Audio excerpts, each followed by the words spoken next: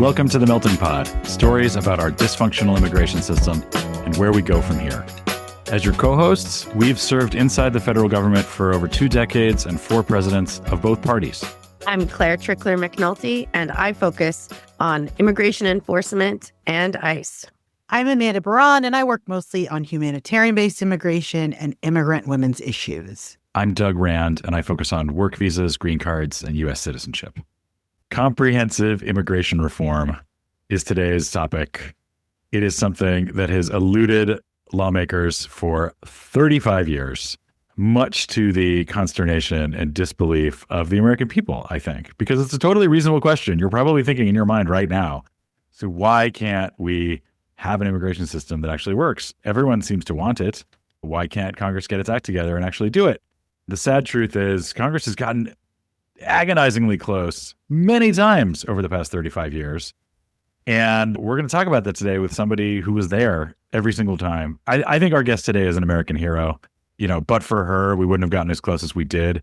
And she's accomplished so many other things to make our immigration system more sane and humane and sensible. I met Esther Olavarria, our guest today, back during Obama times, which was one time we got really close. When did you all meet, Esther?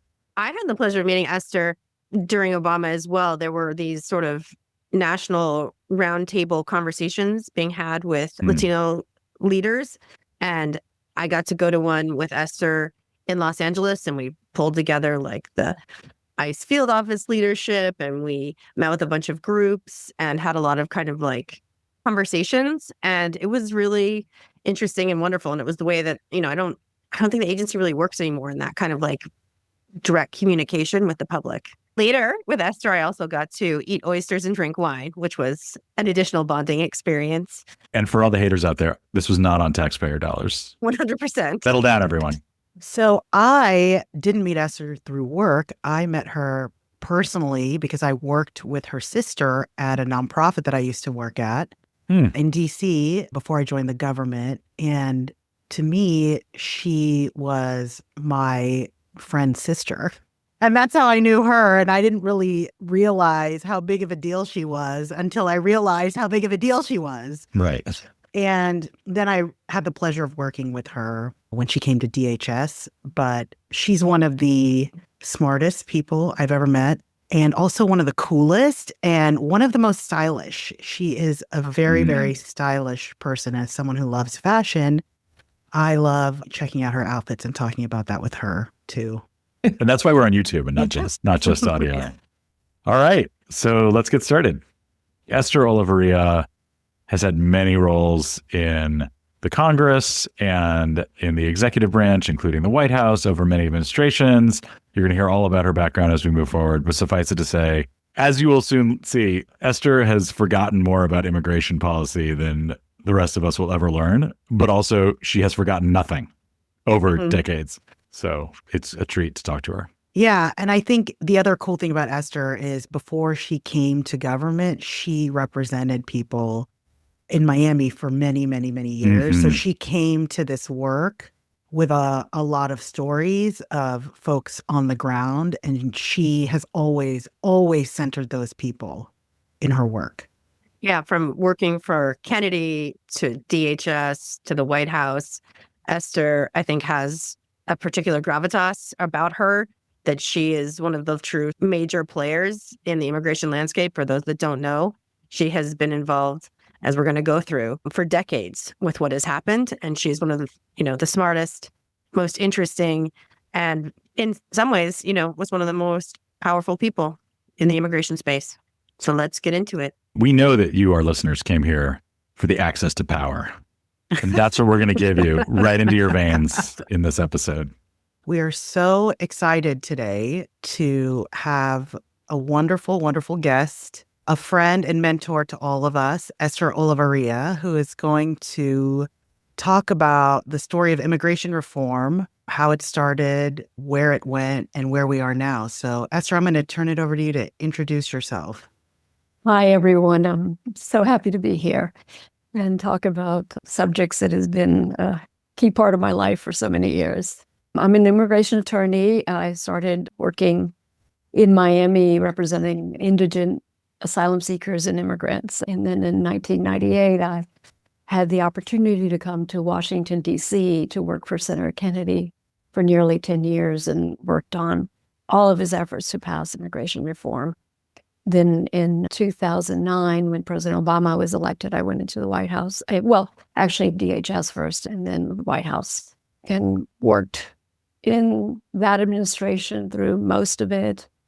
Rejoined the Biden administration in 2021 after that election and served in the White House and Domestic Policy Council. Great. And, there's no one better than you to kind of lead us and tell this story. So why don't we start? And, just to set it up, I think the way, a lot of us think of immigration reform in, the manner that you're going to talk about it is there's kind of pre 9/11, there's post 9/11, and then there's, where are we going now? So can you start us off with a discussion about, what was going on pre 9/11 and how this idea kind of came to fruition? Sure. So there was a recognition for years, and then we're talking about 2000, 2001, that the immigration system even back then was broken and had not been reformed really since 1990, the 1990 Immigration Act. So there were lots of conversations about how to fix it, and a number of academic think tanks got together and developed what became known as the Grand Bargain, what they called the multi-leg stool, that addressed all aspects of the broken system. Reforms of legal immigration, family and employment based, addressing what came to be known as future flows, temporary worker programs with the right worker protections for those workers coming in, and earned legalization program for the growing undocumented population, and then border security and interior enforcement. And by interior enforcement, the main focus of that was an expanded employment verification system.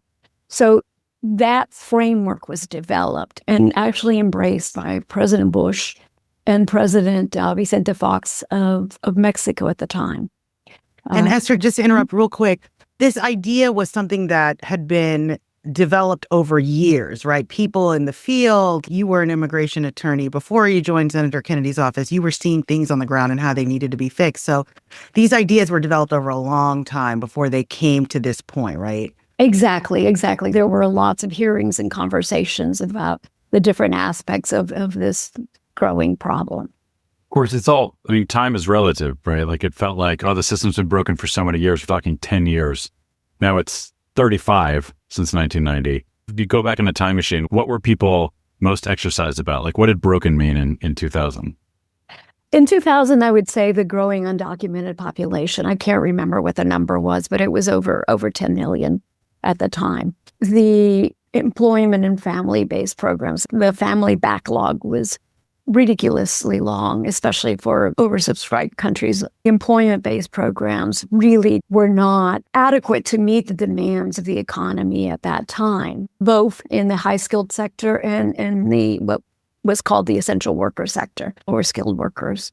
And when you mean oversubscribed, you're talking about the fact that Congress has set a cap, like a numerical cap on the number of people who can come, and also another cap on how many people from each country can come, right? So that then it creates this big backlog, right? Exactly. Those were written into statute, so could not be changed unless you enacted new legislation. So had become completely antiquated by this point in time. And wasn't Bush, because he was from Texas, I feel like there was this narrative that he understood the border, he understood immigration in a different way. And wasn't that the time of like the compassionate conservatism? Absolutely. President Bush was deeply committed to this issue and working with Vicente Fox. They had an existing relationship before they both became president and naturally worked well together and were equally committed.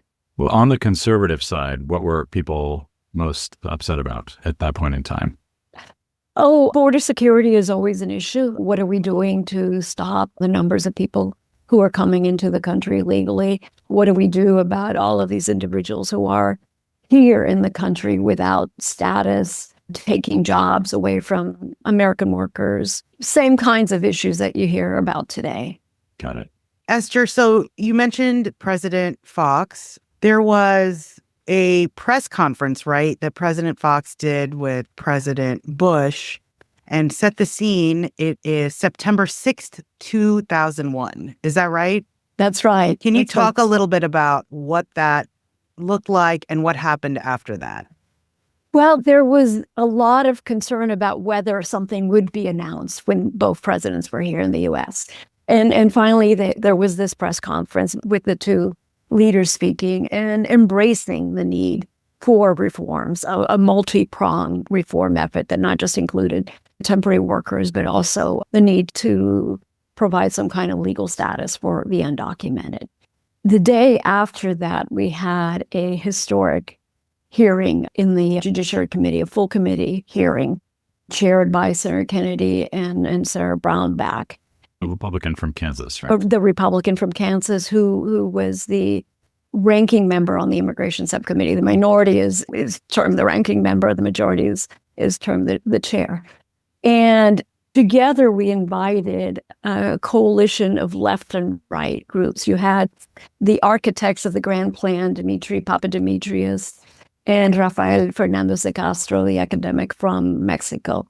But then more importantly, you had Tom Donahue, the president of the U.S. Chamber of Commerce, and John Sweeney. Association of Giant Businesses. Exactly. And John Sweeney, the president of the AFL-CIO, the most powerful union in the United States, together along with Grover Norquist. At the time was an extremely notable conservative tax cut obsessed dude. His star doesn't shine quite as brightly now in the MAGA world we live in.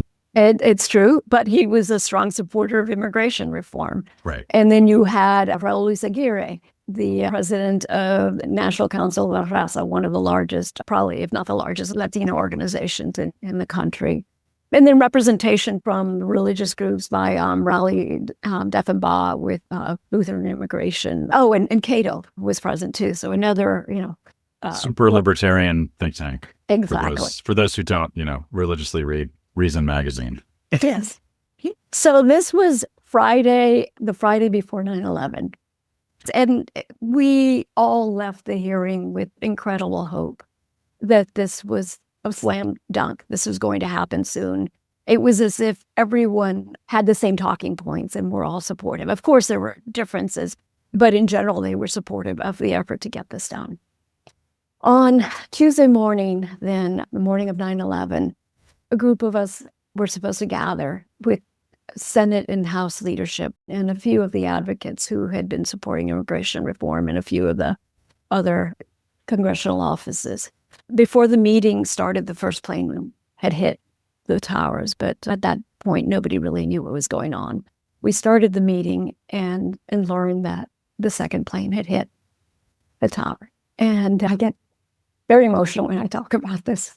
It's still very painful in many ways. But by then we knew this was over. All efforts to try to get immigration reform were done. And the orders went down to evacuate the building. So we all ran to our offices to tell everybody else, leave the building. We didn't have any kind of mass PA system in place at that point. And we all knew that was over. All of these efforts were gone.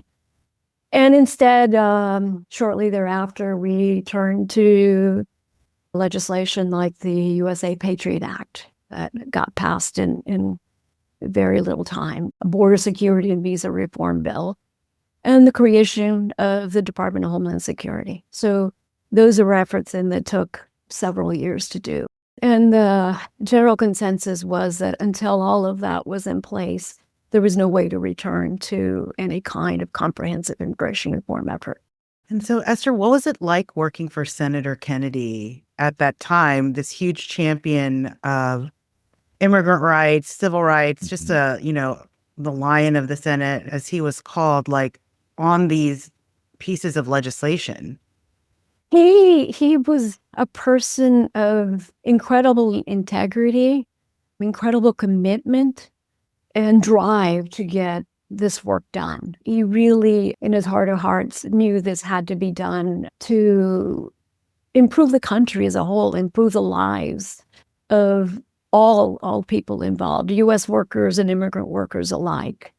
He took a very pragmatic approach to legislation. To him, he saw his role in the Senate as a legislator. He thought, I am here to try to get things done on many different fronts, and immigration was one of the key things he wanted to get done. Esther, do you think that Ted Kennedy had in mind his brother's legacy, given that on immigration in particular, I understand John F. Kennedy, he wrote the book Nation of Immigrants. He popularized that phrase. He was a champion of immigration reform. And then after he was assassinated, LBJ picked that up. And that became the absolutely monumental immigration reform of 1965, which was basically part of the civil rights era and removed country quotas for the first time and really set up our modern immigration system. Do you have any knowledge of whether that legacy was top of mind for him? Absolutely. And I would say it dates back to the time when Senator Kennedy was a boy, and his I think it was his great-grandfather, if I recall correctly, was mayor of Boston. And he would tell us stories about walking around Boston seeing no Irish need apply, and how that really stuck with him. To see the anti-immigrant fervor that existed back then, as we all know, did, but that really impacted Senator Kennedy and the family as a whole, John Kennedy, Robert Kennedy, and Senator Kennedy, interest in this issue. So I guess that takes us right to 9/11, and then obviously the immediate aftermath and the creation of DHS in 2003. When did it get picked back up again, or where was it for that next period? Sometime in 2003, efforts began again. Senator Kennedy and Senator Brownback teamed up. Other senators were teaming up to see what could be done. I seem to remember Hagel and Daschle, other senators teaming up and writing their own bills, but nothing really got traction. And towards the end of 2004, Senator Brownback left the chairmanship of the committee. He was up for re-election and decided he wanted to go in a different direction. And Senator McCain and Senator Kennedy spoke. This was before the 2004 November elections. And they decided that whoever won the election, it didn't matter, they were going to team up to try to work on an immigration reform bill together. And so practically the day after that election, we started working on a bill, and it became a group of, there were 3 House offices, Jim Colby, Jeff Flake, and Luis Gutierrez. So 2 Republicans and 1 Democrat working with Senator McCain and Senator Kennedy. And the way that we approached his work was, it was a group of all women, staffers, Who run the world? who got together every day for, I seem to remember, 5-6 months to discuss the issues. And some of them were very new to the issues, so they were learning a lot about the issues. We'd bring in guest speakers, people from inside and outside the government who were experts on visa reform, on enforcement issues, to talk about the various aspects and why each one of them was so important to a comprehensive effort. I was just curious how what you were building then differed from pre-9/11 iteration. The pre-9/11 iteration barely got off the ground. I mean, we had the historic hearing, and we had just started to meet to talk about putting the meat on the bones of the concept. So this was an effort that had time to develop, unlike the pre-9/11 effort. What was the stool? The stool was the same? The legs of the how many legs are on the stool? It depends on who you talk to. Initially, I've seen 5 legs, but he said 5. Wow. Very Sturdy stool. Very sturdy stool. I would call it a 4-legged stool, where border security was always one of the legs. Interior enforcement, focused on employment verifications, has always been a leg. Then an earned legalization program for the undocumented population. And then reforms of the legal immigration programs. And this encompasses immigrant employment-based and family-based programs, along with temporary worker programs, what became known as future flows. Big leg. That leg. Big leg. And often the most controversial leg, especially the temporary worker program. And Esther, that amazing coalition that you described earlier before, was it still tight, and were people still on board in that coalition at this point? Absolutely. It held together over a lot of wine and a lot of friendships. Friendships came out of that group that lasts to this day.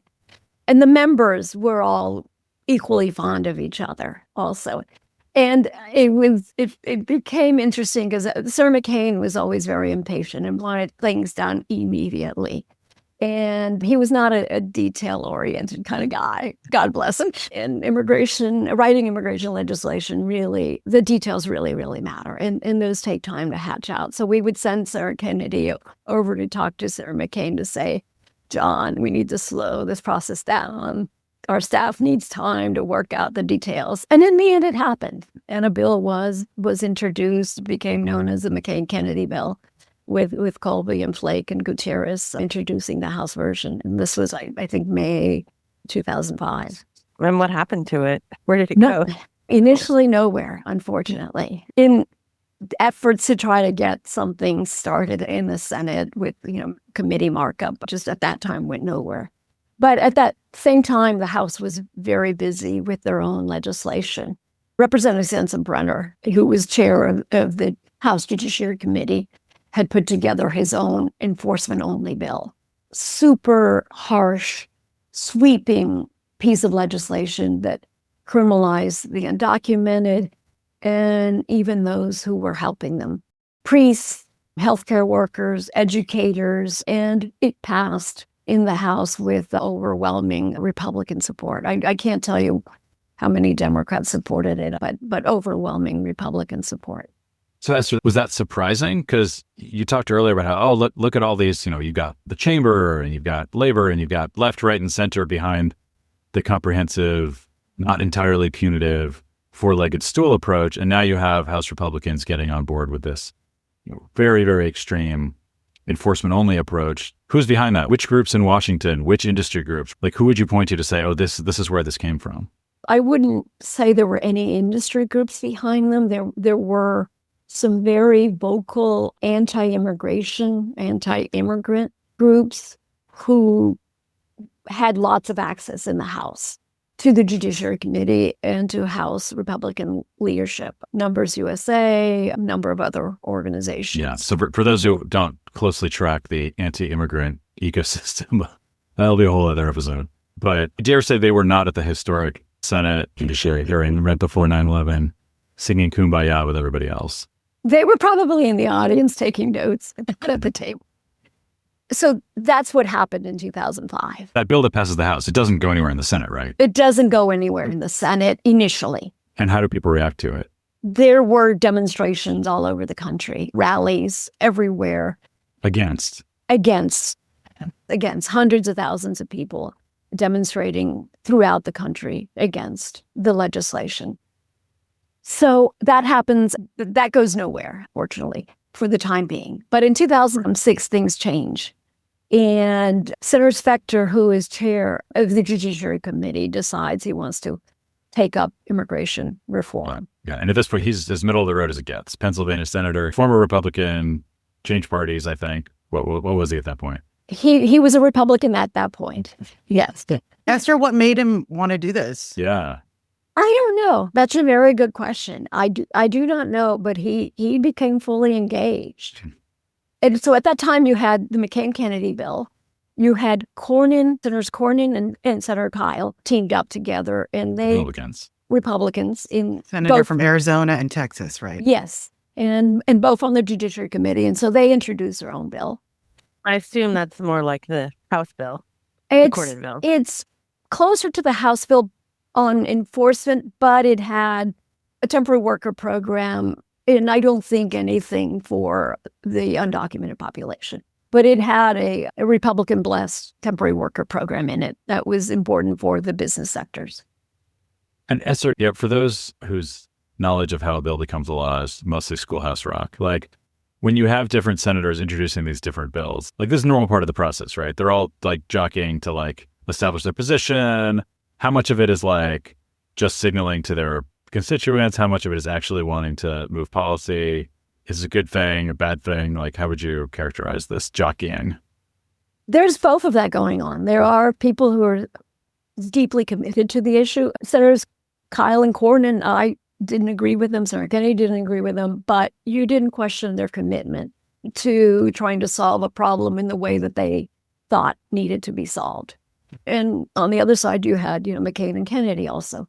And then you had others. We had on the committee Jeff Sessions, one of the most anti-immigrant senators ever in Congress. Also, Future Attorney General, and Trump won. Exactly. So we started in 2001 with a first effort. Then 9/11 happened, and then we have another effort that's come up and sort of didn't really work in 2005. And then you're building out here where it's going in 2006 and what the trajectory was, just to recap. No, thank you for that recap. So Senator Specter, seeing all of these bills, decides he's going to introduce his own bill, which becomes labeled the chairman's mark. And What's a mark, Esther? It's another word for legislation, but it's a piece of legislation introduced by the chairman of the committee. So that becomes the principal bill before a committee markup. He then begins a Judiciary Committee markup of the legislation. Markup meaning like everyone tries to change it, amend it, sometimes even literally scribble things into margins. Exactly. And often markups last a day or so, sometimes two. In this case, the markup went on for an entire week. Every day, amendments being offered. It initially started with lots of enforcement-only, Sensenbrenner-like provisions that were being offered by Republicans on the committee, Sessions and a number of others. And we were losing. We could not hold the coalition together, and a lot of those amendments got passed into the marker.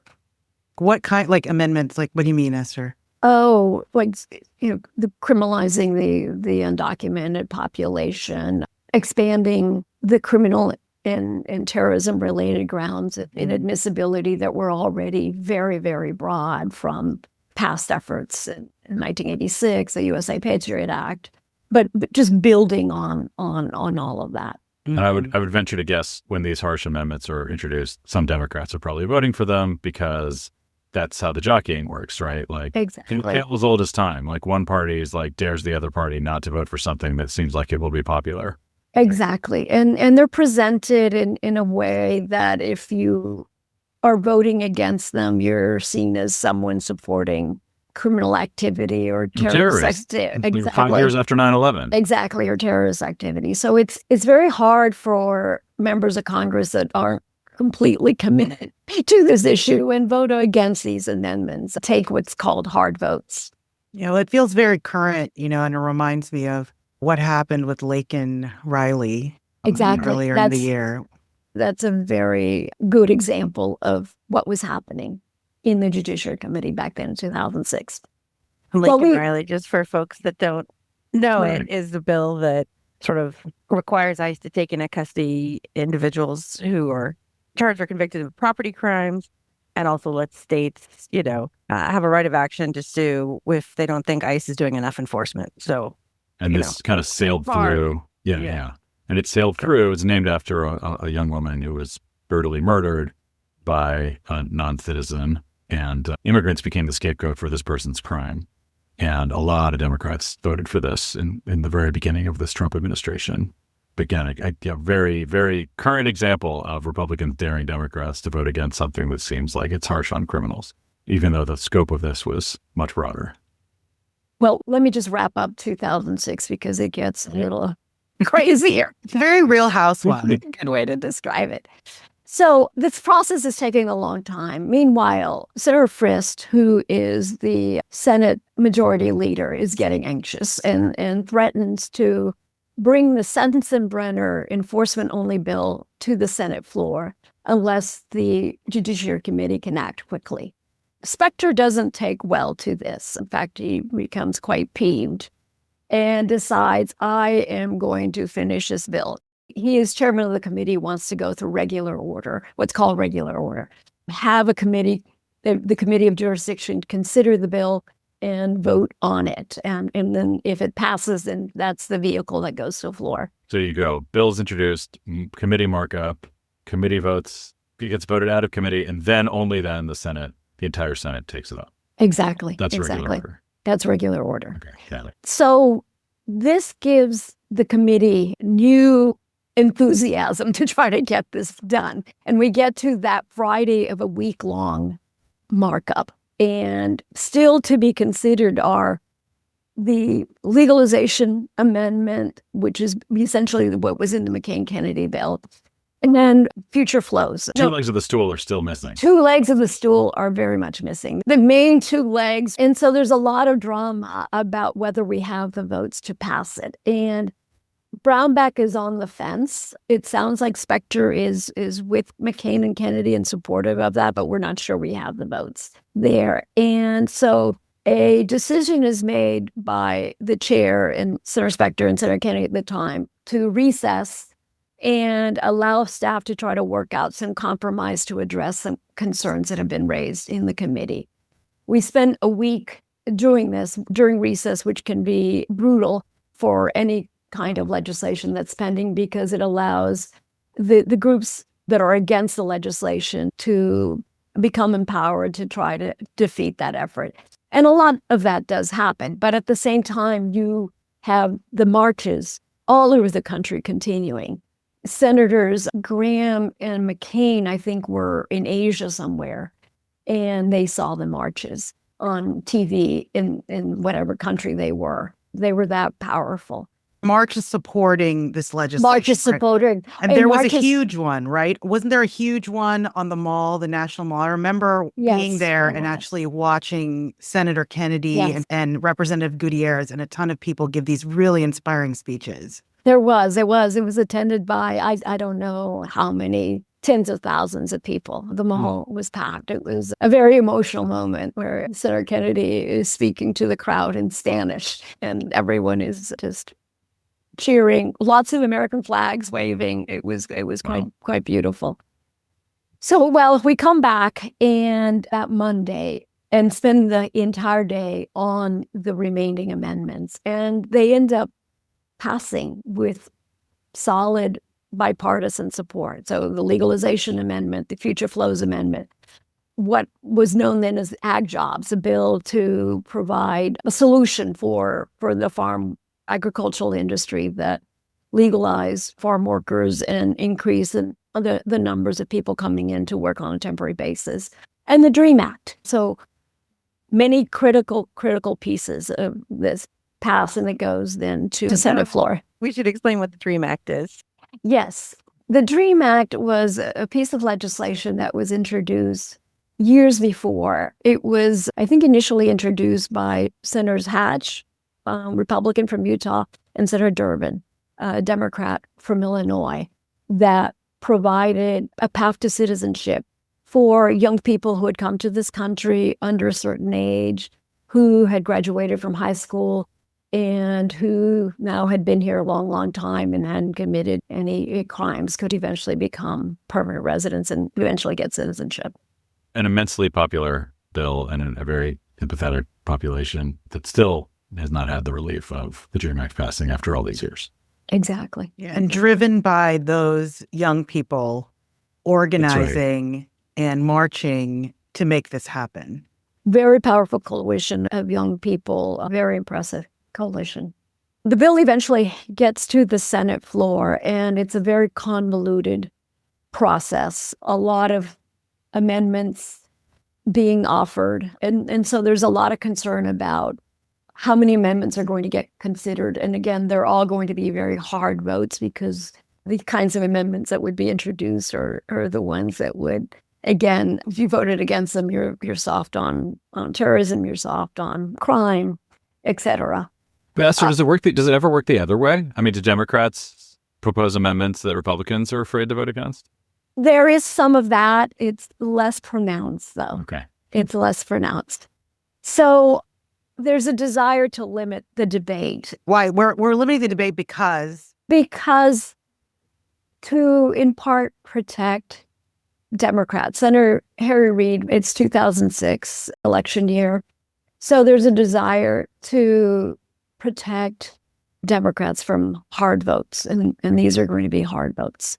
And Republicans, on the other hand, want to offer as many as possible. So Senator Reid files cloture, which is a procedure to stop debate on the Senate floor. To stop debate, you need 60 votes. You need 60 senators to vote in support of cloture.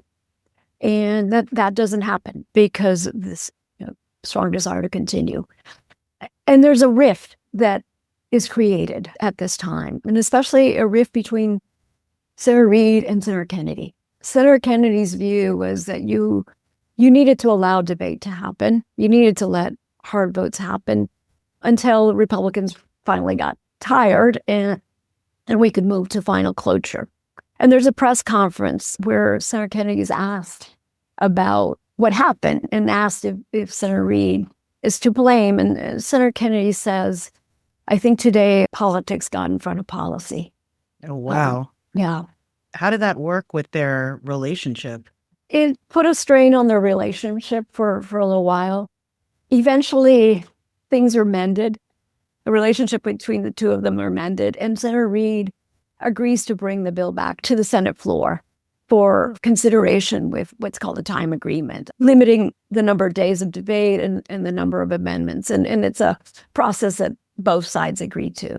So finally, the bill comes back to the floor and it passes. It passes with 62 yay votes and 32 nay votes and 23 Republicans supporting the effort, which at that time was a record high. And like at still, this time is a record high. it still is a record high. It was still a record high.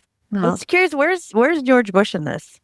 George Bush, good question. He was never that involved. He made some initial statements in support of the effort, but never got fully engaged, never put the power of the White House behind the effort. And you saw that especially when then you have a bill that passes the Senate, but you have to conference with the House. The House has passed the Sensenbrenner Enforcement Only Act. And is the House controlled by Republicans at this point? And the House is controlled by Republicans. Denny Hastert, I believe, was the Speaker of the House at that time. Oh, that's a name that's going to come up again. Yes. Now disgraced House Now Speaker. disgraced. Denny Hastert. Yeah. And House leadership decides that they don't want to support a conference committee. A committee is put together to try to resolve the differences between the two bills. Okay, so that naive question for those who, again, are not as experienced as you in the comings and goings of legislation. So a bill passes the Senate. Huge, overwhelming bipartisan support. Why doesn't the House just pass it? Send it straight to the president's desk. Good question. Why do they gotta do their own bill? Work out their differences, blah, blah, blah, blah, blah. The House and the Senate are very different creatures, and there's a lot of rivalry between the two chambers. It is extremely rare, and especially with a bill of this size, that one chamber would take up the exact same bill that the other chamber had passed. Each chamber wants to put their own imprint, and they have different priorities. And so that's what's happening here. We knew from day one, I mean, those of us in the Senate who had worked on this bill, that there was no way that the House was going to take up the Senate bill. They wanted to craft their own legislation. For this one, did you think something was going to pass? You knew they wouldn't take it up, but did you think it was going to get through? I thought it was going to be a really difficult process if it even got started, because the two bills were at polar opposites. It would have been a brutal conference to try to reach agreement. Oh, so you're saying, so we're at a stage where the House has passed an immigration bill. The House has passed the Sensenbrenner bill. Right, which is nothing like the Senate bill, but it does create the possibility that they could create this, what you call the conference committee, which is basically a handful of House members and a handful of Senate members who sit in a room with their staffers and try to squish these bills together and come up with something at the other end that both the House and the Senate can once again vote on, the identical language, send to the president. Exactly. So there's basically these polar opposite bills that you're hoping will get smushed together. Exactly. And there were efforts of Senator Kennedy went to meet with Sensenbrenner, Chairman Sensenbrenner at the time. I remember I got invited to tag along, and it became clear that Senator Sensenbrenner actually wanted to conference, but his leadership was stopping him from doing it. So the effort died, and instead the House passed the Fence Act. Oh, wow. Is fence an acronym? Is that one of those bills where they like come up with a torture acronym? It could be. We're going to look it up. Don't worry about it. Yeah. I've always hated the process of naming bills and pay little attention to that part of the effort. So after all this effort, the only thing that passes is like building a fence on the border? Building the fence on the border passes the House, comes over, and overwhelmingly passes in the Senate. The past is not dead. It's not even the past. Yeah. One of my favorite quotes. So that ends 2006. Anyway, in 2007, efforts start again. Round 3. Round 3. And no process is ever like the other. I mean, essentially, there are the 4 or so legs of the stool that are part of the equation, but how you get from point A to point B to point C is always different. Well, Esther, before you go into that, can I just ask you, how are you feeling? I mean, you worked on this bill for so long. It passes the Senate like crazy big numbers. There was like drama between, leaders in the Senate, and then it ends. Like, how did you feel?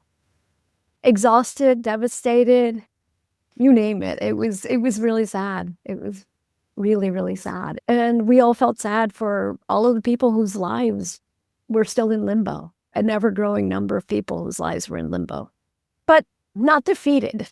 Not defeated. Never. Esther's never defeated. So you say you move on to 2007, but did the composition of Congress change? Were there like elections, and did that affect what came next? Absolutely. Good question. Oh, this was the thumping. Every time a president loses a chamber in the midterms, ever since 2006. Oh, yes. Not the shellacking. That was an Obama thing. So Bush got a thump. This is his words. After 2006, Democrats take the House. Bush describes it as a thumping. Yeah. Democrats actually take both chambers. Yeah. That's right. In 2007. Yeah, that was the thumping. And then I think maybe 2010 was the shellacking. Yeah, 2010 was the shellacking. But 2006, that was when Nancy Pelosi took the House. So there's an election of consequences. And you have now Democratic majorities both in the House and in the Senate, whereas before you had a Republican majority actually in both chambers. So like, yay, let's do the 2006 bill again, right? Exactly. That's what we had hoped. But no. But Why not? It cannot be that easy. And so what happens is that President Bush decides to fully engage.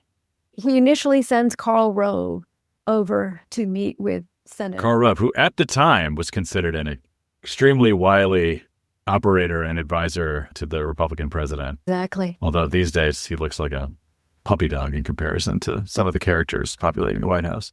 So was this like legacy building, you think, for Bush? I mean, he had Katrina. He lost, both houses in Congress. He's like, I want to put my stamp as I exit. I think so, very much so. I think he saw he was running out of time and he wanted, this was an issue he had been very committed to, and now he was returning to it and really wanted to get it done. Wait, sorry, I know this sounds to a longtime Senate hand like yourself probably a silly question, but for normal people, why didn't Harry Reid say, all right, we've got the bill, we passed it, don't touch it, new vote, president wants it? Because there wasn't going to be Republican support in the way that there was before. And why not? Things had changed. I mean, we had re-election consequences, and some of the Republicans who had supported it were now backing away. Senator McCain was running for president. He was not as engaged. Like before. Okay, Good context. Yeah, huge difference. Was it because they were worried about, I'm sorry, I keep harping on this, but like, I thought McCain wanted to be responsible for like a magnificent piece of legislation. Wouldn't that have helped him if he wanted to run for president? He had a lot of going on. He was not going to run just on immigration. In fact, immigration was going to be a minor issue. He was running on many, many other issues that were important to voters. So he was just not involved. The House was now going to be under a Democratic hand. So anything that passed the Senate was like potentially become more generous in the House, or, their own bill that they developed would become to the left of a Senate bill. So there was a strong desire by the Bush administration and the Republicans who were still committed to immigration reform to try to get as strong a bill as possible from their perspective to address, border security, interior enforcement, and to put their imprint on the future flows or legalization programs, et cetera. So what happens with this in this final year of Bush administration? So this becomes a radically different process. And instead of a committee markup that's conducted in the open where the public gets to see what amendments are being voted on and how the legislation takes shape, this becomes a very closed room negotiation where two cabinet secretaries are sent over by President Bush, Michael Chertoff, Secretary at DHS, and Carlos Gutierrez, Secretary at Commerce. And they start to meet every week for days on end, hours at a time, with the senators who are involved in the process behind closed doors, with just some staff in attendance. And McCain is gone, and so Kyle decides that he wants to take over. The junior senator from Arizona. The junior senator from Arizona, exactly. With his own commitment to the issue, but a very different vision of what immigration reform needs to look like. So he becomes the lead negotiator, with Senator Graham still involved in the process and basically being McCain's proxy in the process. Senator from South Carolina to this day. To this day, and at that time, incredibly supportive of immigration reform and legalization for undocumented individuals. Very, very different. Senator Graham. His positions have evolved. Exactly. And a new concept emerges for legal immigration based on a point system or a merit system. The point system. So we're like gutting family-based immigration and moving to a system where, if you have a degree in science or you're a PhD or something like that, you will be offered preference over, our current system, which is, making sure families stay together, right? Which is a radical departure. Exactly. It's a radically different view of how the legal immigration system should work. Right. And it impacts largely the family-based program, which is gutted. So instead of spouses, parents, children petitioning, it becomes more based on who has the most points based on this, criteria of ability to speak English, advanced skills, et cetera. I just want to get on a soapbox and get off it as fast as possible. The point system sounds amazing. It kind of triggers a normal person's like, oh yeah, merit, points, great. That's how Canada does it. That's how Australia does it.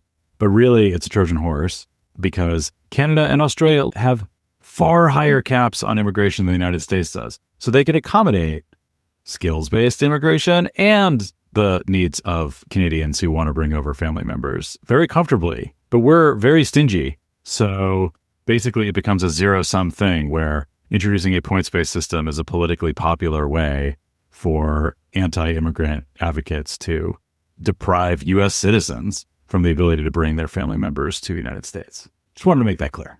Thank you for that clarification. So a deal emerges, and the point system becomes the trade-off for an earned legalization program. And then all the other bells and whistles come in, border security, employment verification, all of that. And a deal emerges, and it becomes known as another grand bargain, the grand bargain.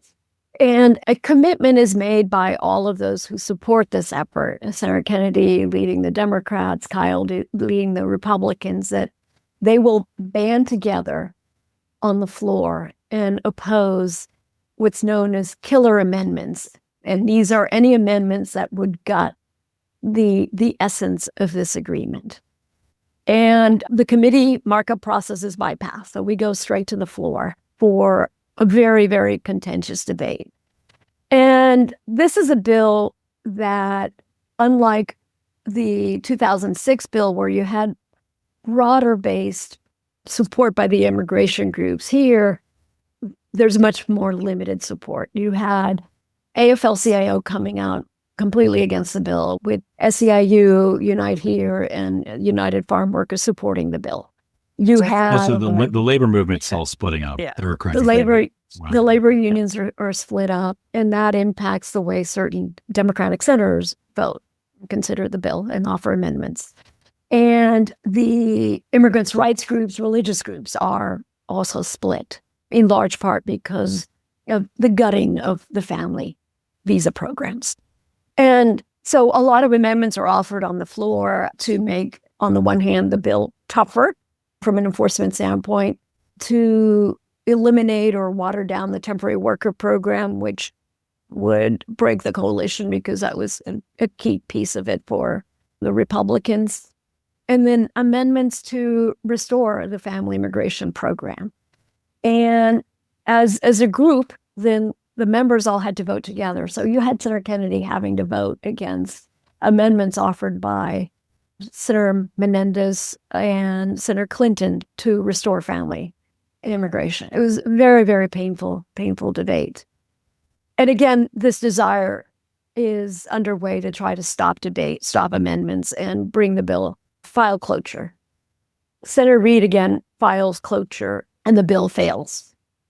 But people don't think it's over. And so an effort is underway again to try to bring the bill back, come up with another time agreement to return the bill to the floor. And it happens, but cloture again fails. This time, 53 no's and 46 yeses. And then we lost quite a few of the Republicans who had supported the effort in 2006. Just to point out something that's probably obvious, but 53 nays and 46 yeses. There wasn't even a simple majority. No. Yeah. So it's not even the filibuster. The filibuster's not even to blame here. Yeah. It was a pretty resounding rejection. Yeah, that's brutal. And a lot of the moderate Republicans decided to vote against the bill. And the questions that emerged, why did this happen? And by that time, as I mentioned earlier, you had a lot of Republicans concerned that whatever emerged would get weakened. This bargain would get weakened in any conference that emerged in the House, because you had majorities now in the Senate, majority Democrats in the Senate and majority Democrats in the House. Oh, okay. So because it sounds like you're saying, in the mind of every senator is this notion that, like, well, I might hold my nose and vote for this, but as long as I think it'll get fixed down the road, exactly, it'll be okay. But now in 2006, a lot of Republicans were like, I'll vote for this. And like, it's only going to move to the right once it gets to the House. And now this time they're like, no. This could move to the left and I don't want that. So that helps explain why you had 23 Republicans the first time and now almost none. I think we had 14, something like that. Okay, No, but significantly fewer. Yeah, but just imagine if this had passed, we would have a radically different immigration system than the one we have now, which is like different politics, different crazy. But and let me say a few words though about this effort and what was seen as the last best chance to get this done. House Democrats were so committed to this process that they actually came down to the Senate floor on the date of the final cloture debate. I mean, you never see that. You had Gutierrez and a number of other CHC members. They're urging Congressional Hispanic Caucus urging anyone who supported immigration reform to vote for it, including a number of Democrats who were going to vote against the bill because of the AFL-CIO and mostly AFL-CIO opposition to the bill. I mean, Bernie Sanders, Sherrod Brown, Harkin, folks like that voting against. And you had a fairly weakened President Bush by then, with little political capital left to twist the arms, to convince Republican members to support this legislation. Very sad ending. Senator Kennedy gives two amazing floor speeches, and I urge your viewers to go back on C-SPAN and watch those speeches. I'm sure everybody will. Yeah. Show notes. Link them in the show notes. Yeah. We'll get our kids to make a TikTok version of the speeches. Yeah. It's the end of the effort and what people perceive to be the end for many, many, many years to come. And so that's the last of three efforts, the pre-9/11, the 2005, and then this final 2007. So 3 attempts. But we're not done. We're not done. Move into Obama. And you change. Your role changes. You're no longer in the Senate. I'm no longer in the Senate. I left Senator Kennedy's office at the end of 2007, just completely exhausted and discouraged by it. So wait, as someone exhausted and discouraged, you thought it would be a great idea to go work for DHS? Yes. What a funny dad. Exactly.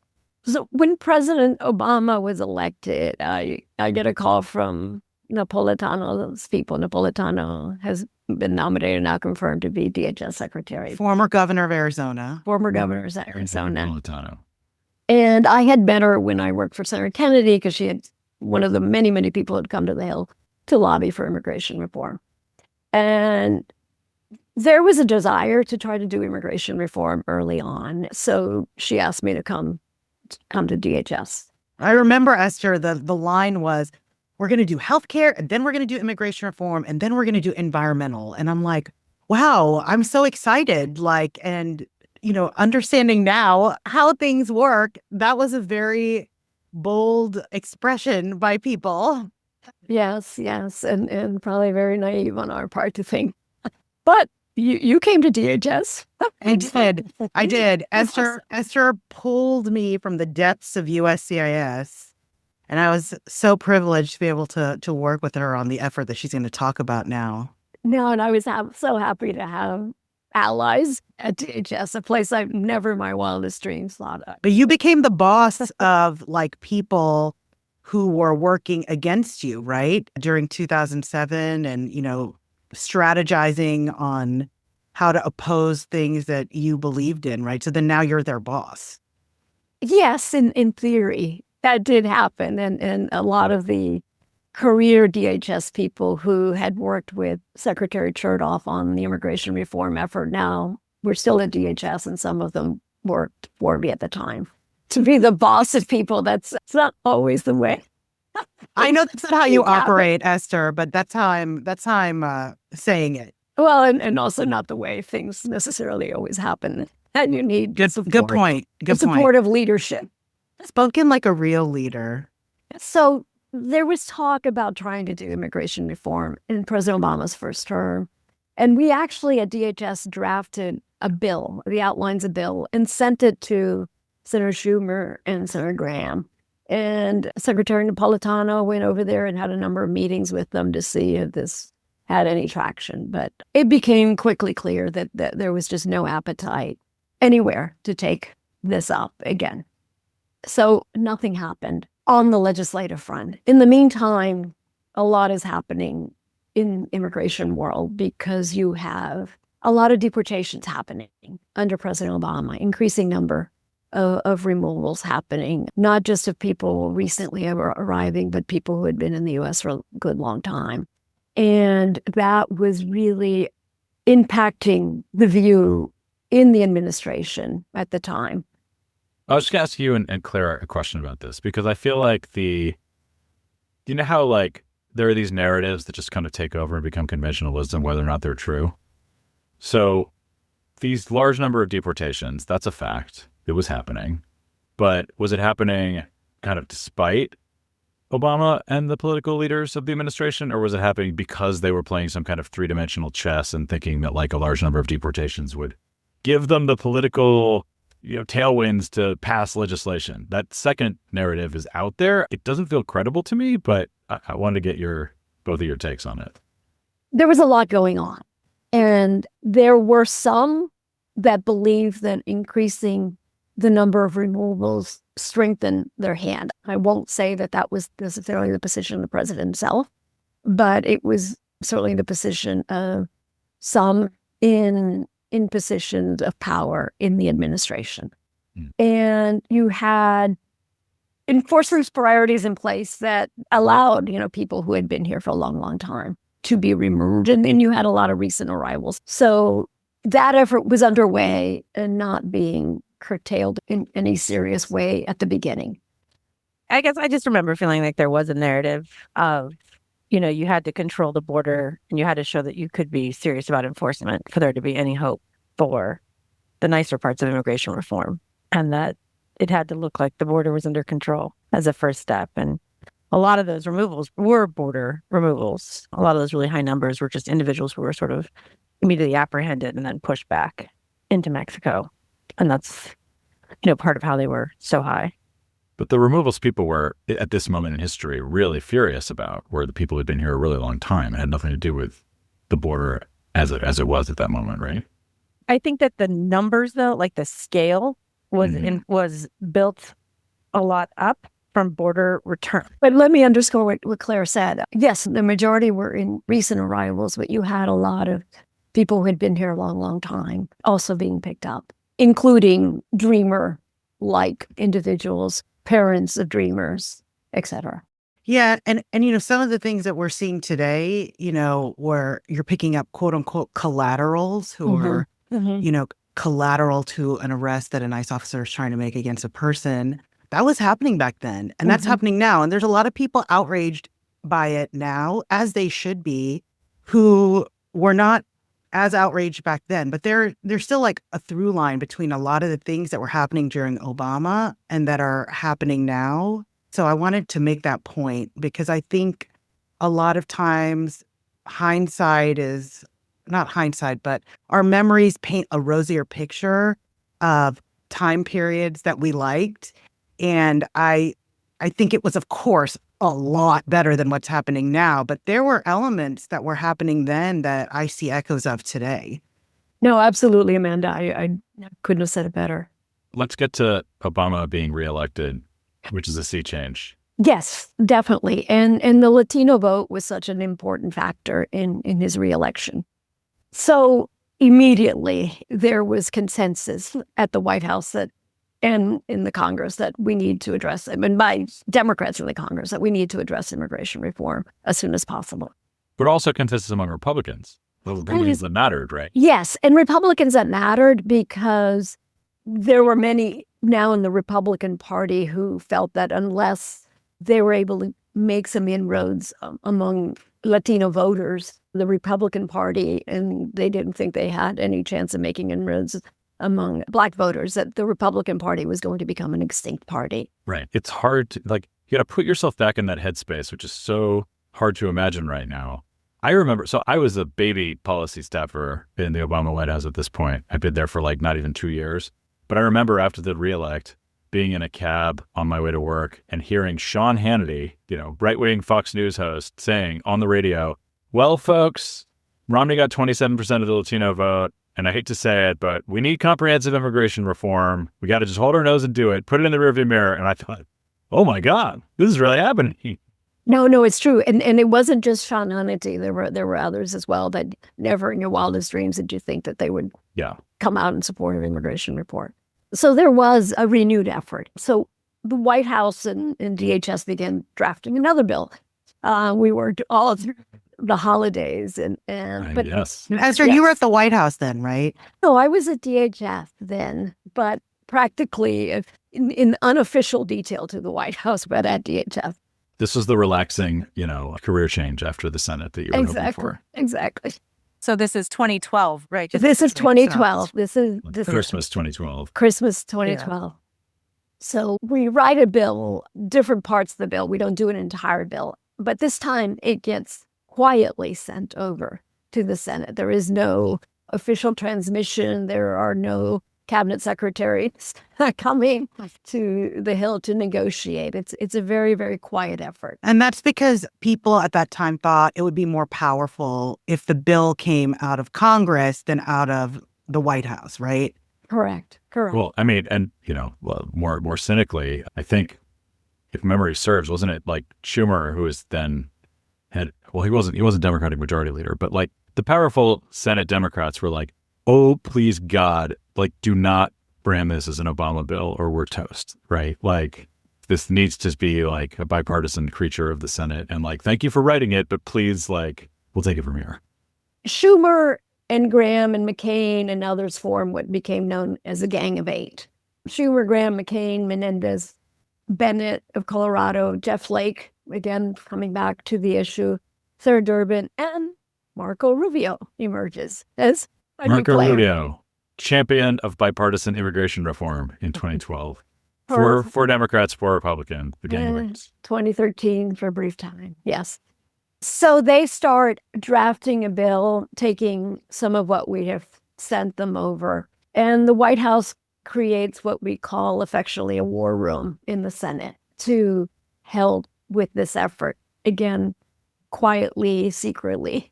What is a war room, Esther? A war room is where you bring a number of staffers together, key staffers from the White House and from the key departments. So you had representation from the Department of Justice, from DHS, from the Department of Labor, from the Department of State. Am I missing one? To some degree, Commerce and others involved.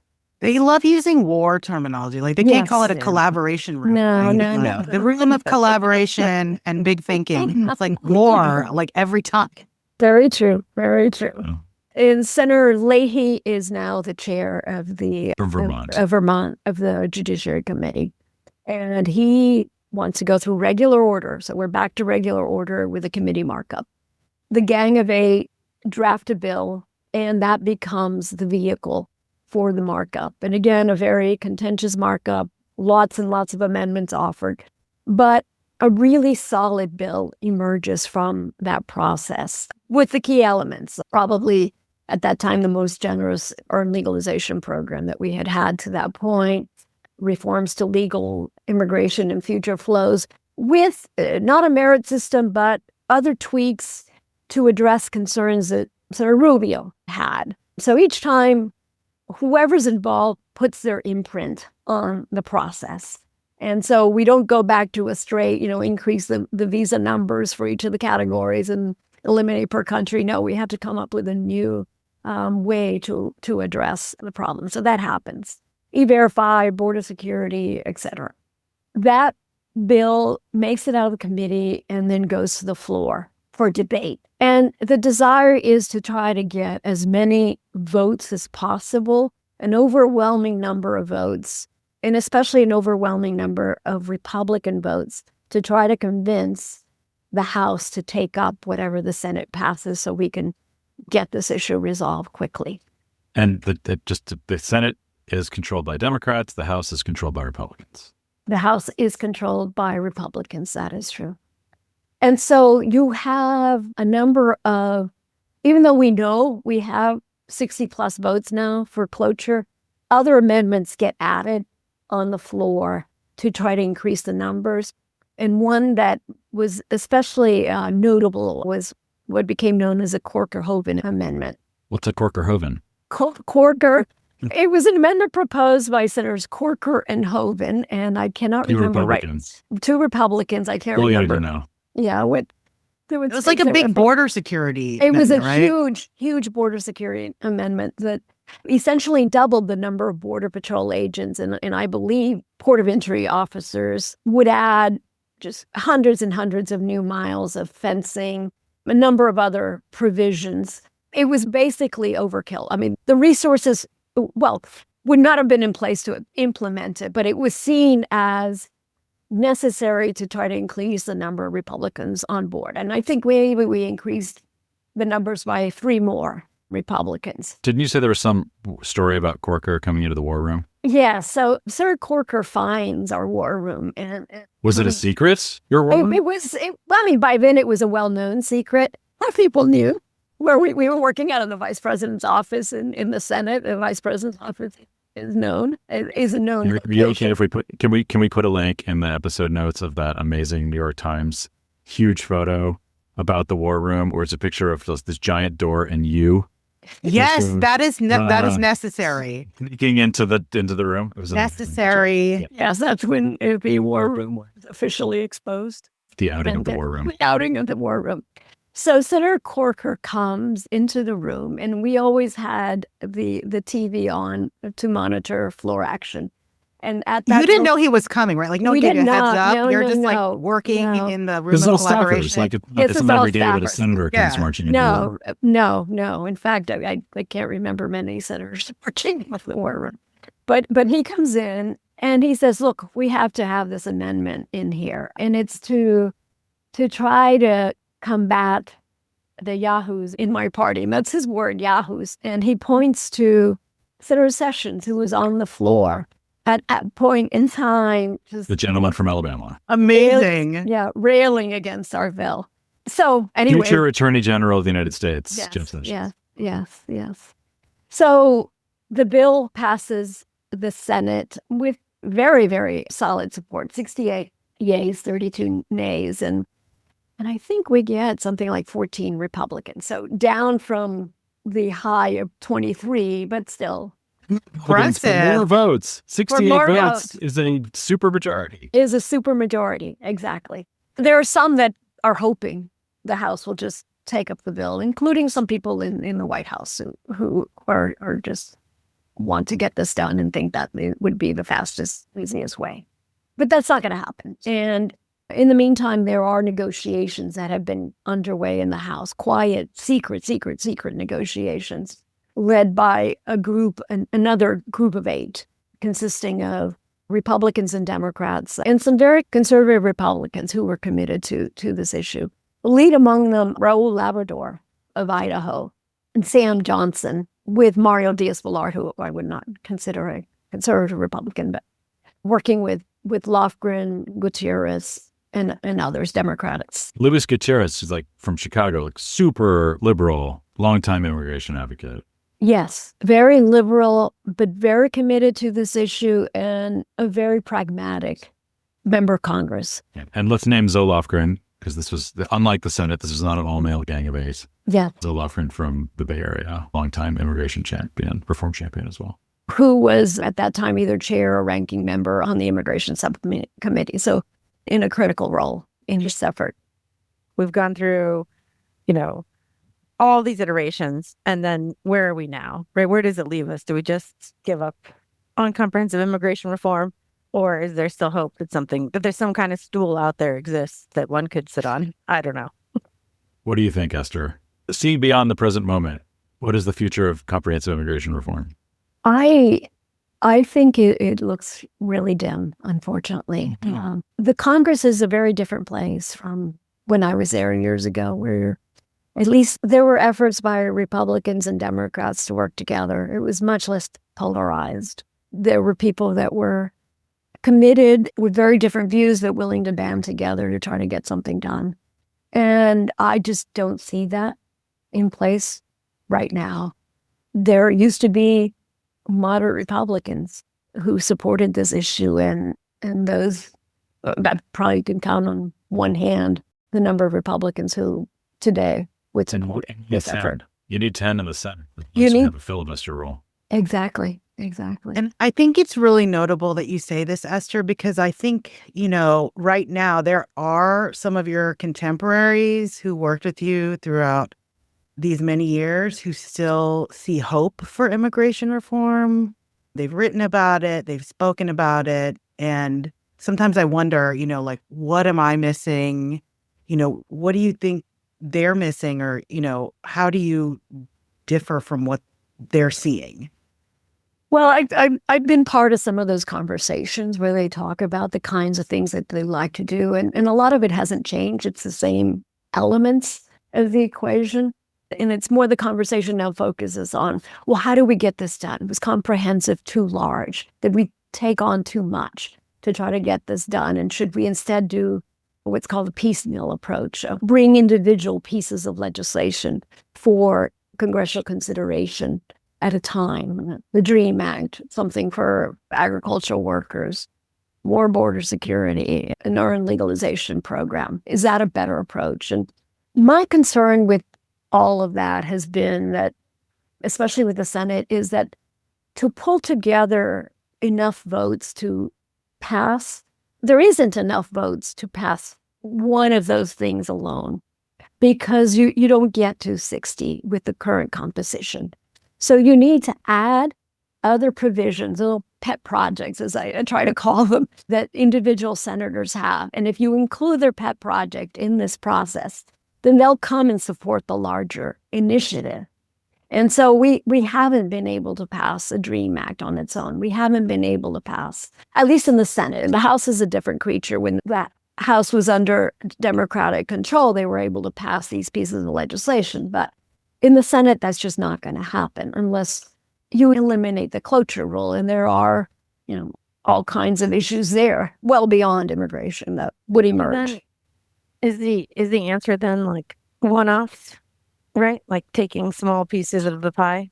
I just don't see one-offs happening unless there's a process where a group bands together and says, okay, we'll consider this one-off process as long as we get to my piece of this. So I'll hold my nose and I'll vote for an employment verification program or even more Border Patrol if then next week you then support, my efforts at an earned legalization program. Mm-hmm. That takes trust. Well, So That it's takes either- trust. That takes trust. Cool. That's actually a good way to put it. It does take trust. And in my experience, trust has existed in the past among members of Congress who have had a tradition of working together. But it has to be the right members who have had that tradition and depend on each other and make a deal and stick to the deal. And I don't know that dynamic exists today. And just to move outside like the Senate, and what can pass and what can't pass. I mean, we're also in a very different political moment where it seems as though the public has moved farther right on immigration, but, maybe the excesses of the current administration are pushing people in a different direction. It still remains to be seen like where this will go, if we ever get back in the White House. But how do you think this change in politics has affected our ability to pass anything?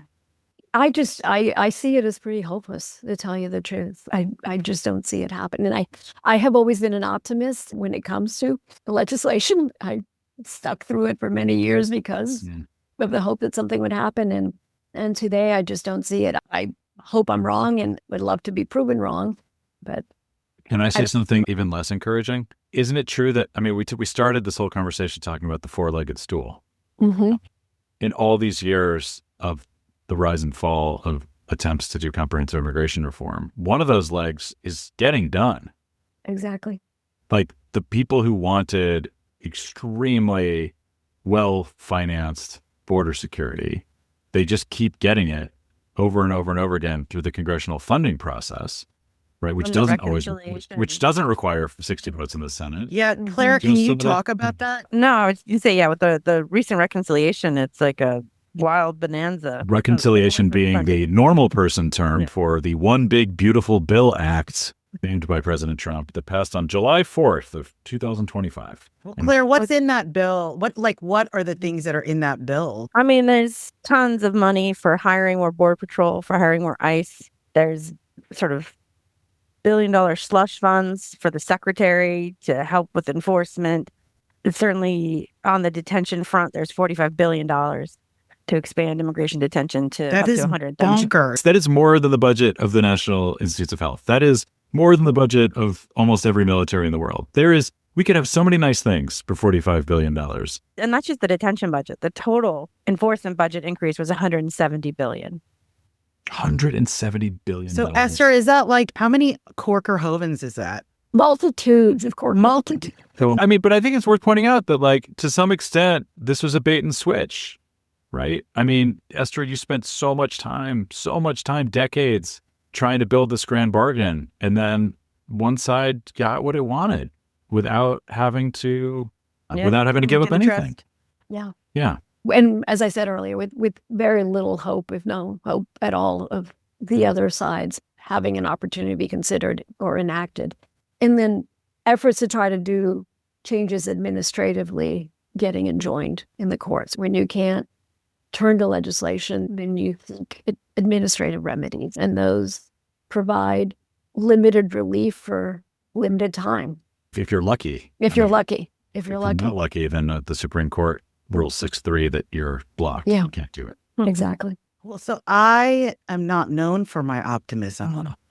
Oh, but what's happening? I will say that one of the things that has been inspiring me right now is to see average, everyday Americans on the streets rising up, banding together with their communities and fighting for immigrant communities as neighbors and as friends, And every time I see that, I am inspired by their bravery, people speaking up, at great cost to themselves. I take a lot of inspiration from all the things that the Dreamers did. And I think that right now in Congress, perhaps the doors are closed, but we can always organize. We can always organize our communities, and we have to get back to our roots.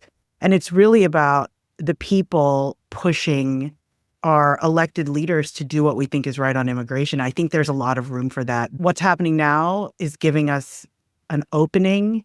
And I think that, as Democrats and as people who care about these issues, we just have to be better on messaging. We have to also message a lot better. And that's, a whole other episode. But I think there are things that we can say that will galvanize people. And I think it has to be taken as an issue of democracy, too. It's not just about immigration. And I think a lot of times we work in our silos, but this is a democracy issue, right? All the things that are happening to our democracy, this is it's almost like immigrants are the canary in the coal mine, right? To how they're destroying. Oh, yeah. I mean, and the disgusting scapegoating that's just getting worse every day.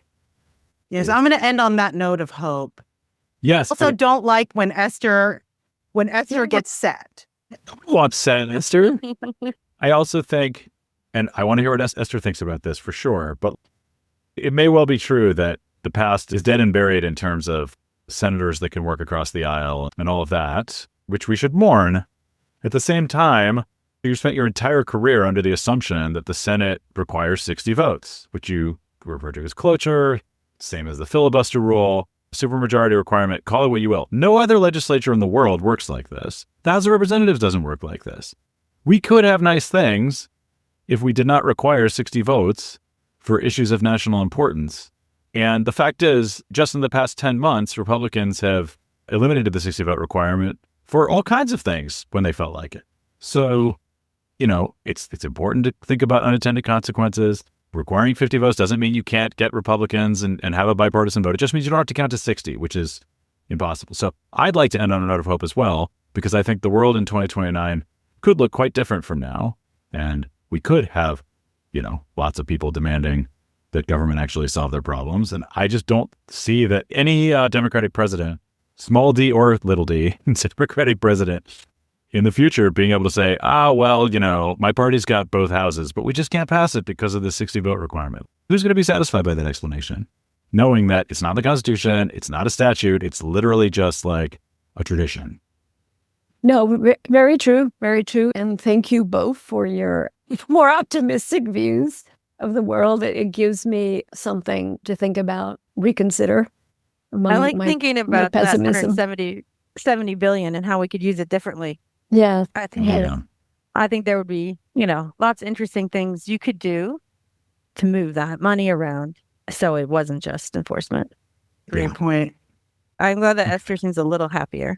This is really interesting. It's such a hard and complicated walk through these, it just feels like waves, right? They keep crashing against the wall that it doesn't seem to be moving. And that's, I guess, where we are now. Will that wave ever get over? And I just want to plug real quick this incredible multi-part documentary that was done by two incredible filmmakers that Esther will talk about, where they followed Esther and a lot of other people during the 2006 immigration debate to talk about how government works/does not work. But Esther, please take it away.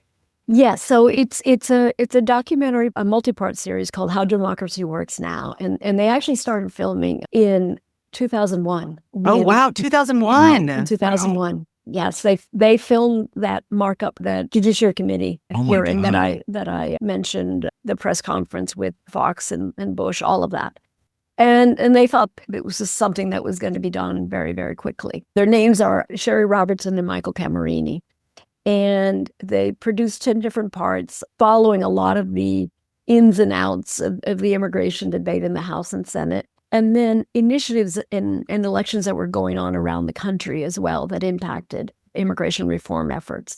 It can be found today on something called Canopy with a K, Kanopy.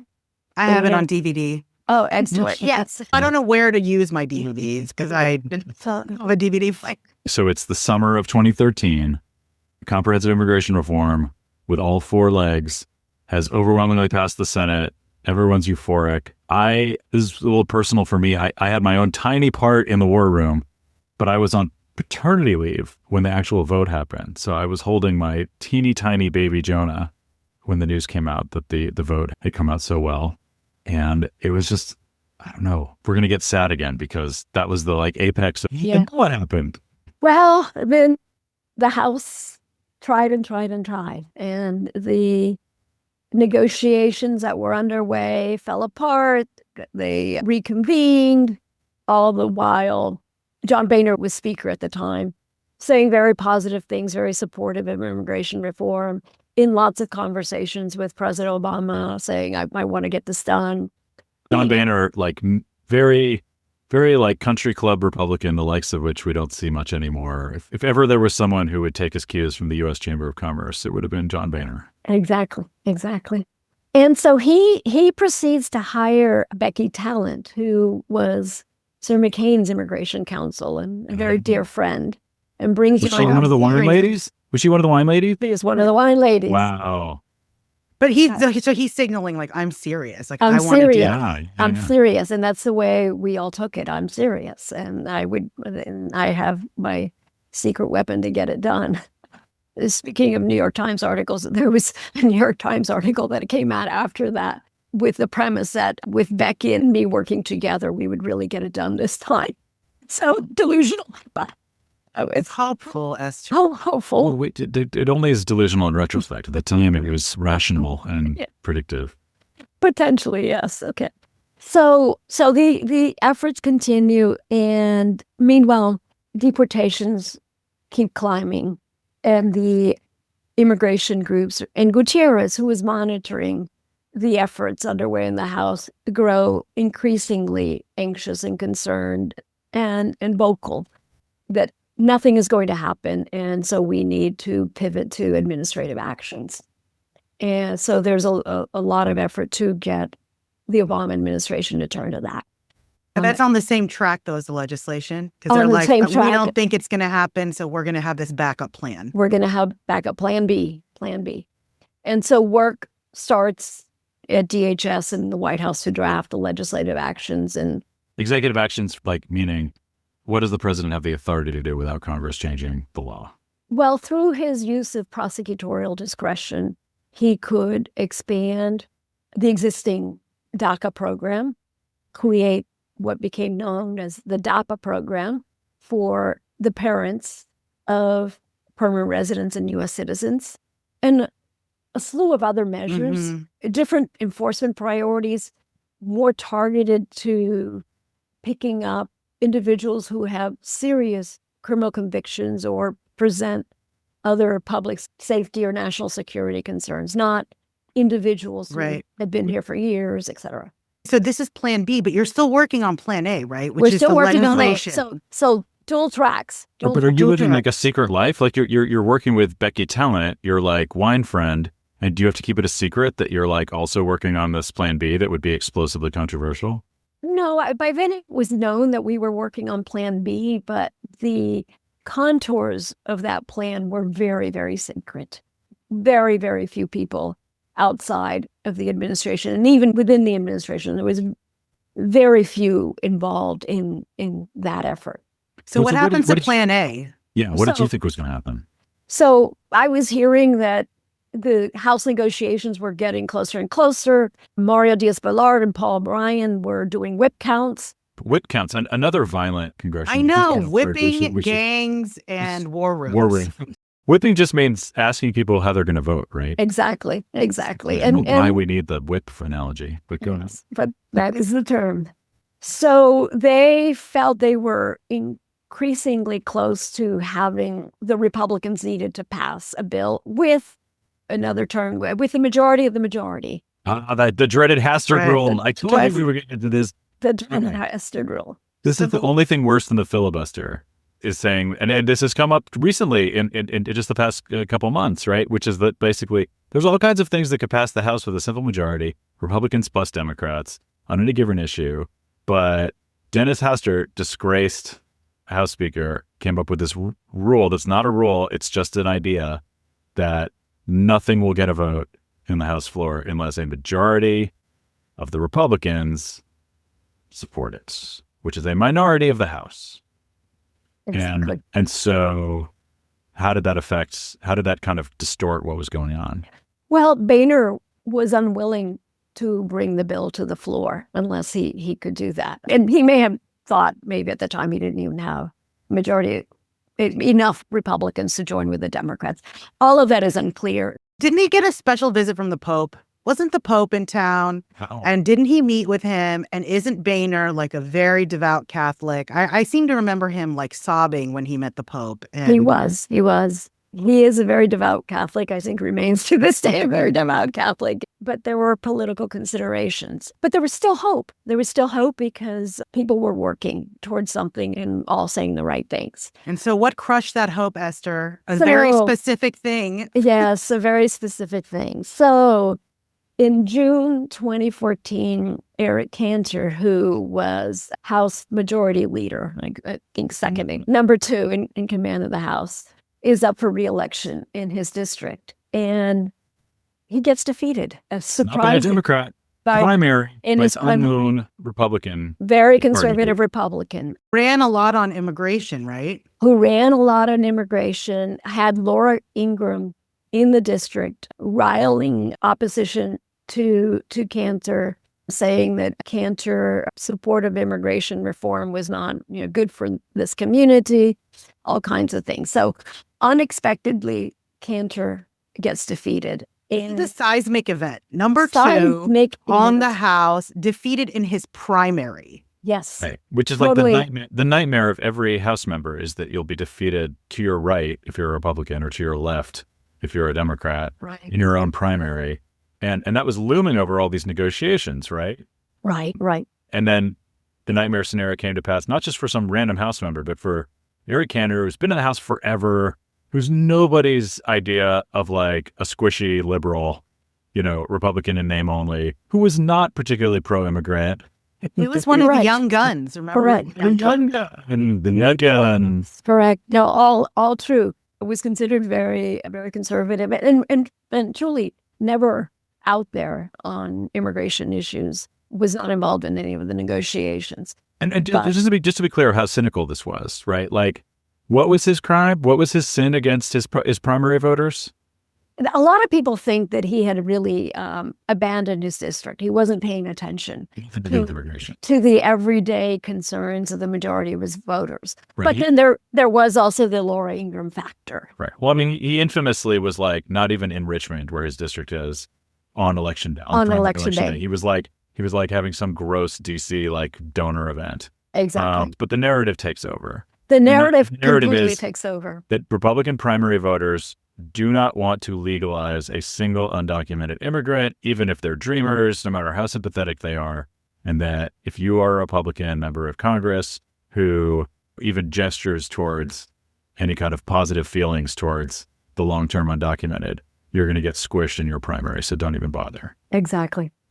And so that night, we all started making phone calls, and I called my Republican House colleagues, and they all say, it's dead. Forget it. It's over. So that was the end of the legislative effort. And that's when you went to Plan B.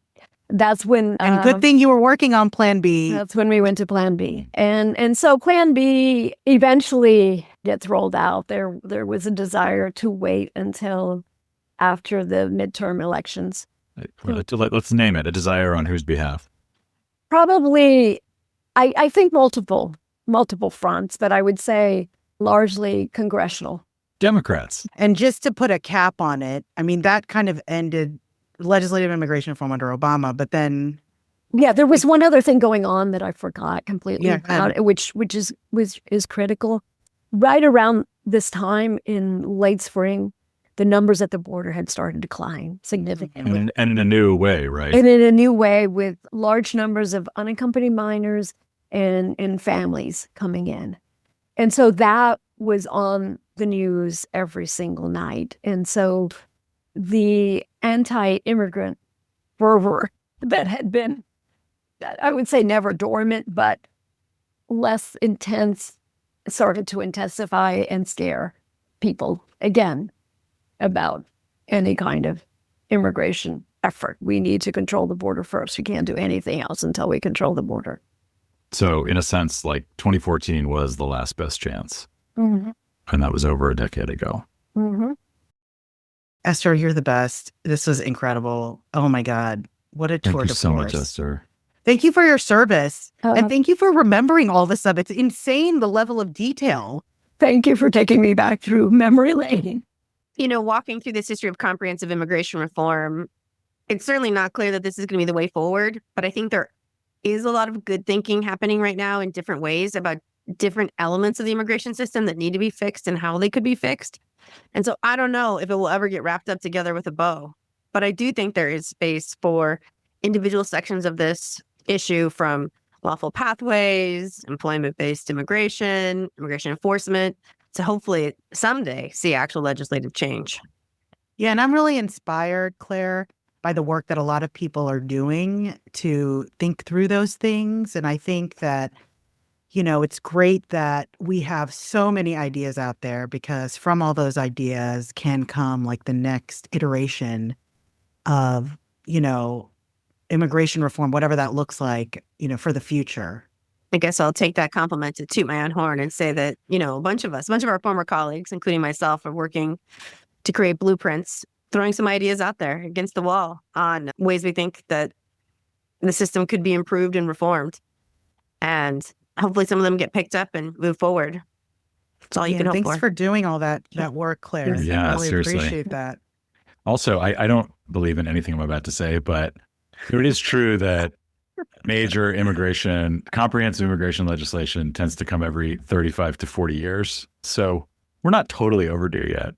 Sorry, that was a grim thing to say, but it is true, right? It's like, 1924, awful restrictionist bill, and then 1965, the modern system, and then, 1986, 96.